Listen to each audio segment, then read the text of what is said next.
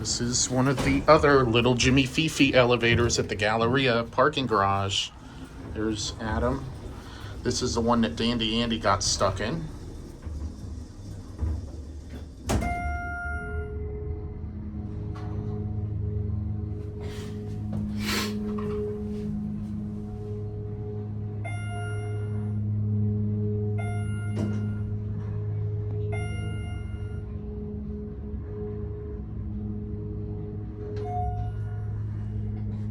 The chimes are different pitches on every floor.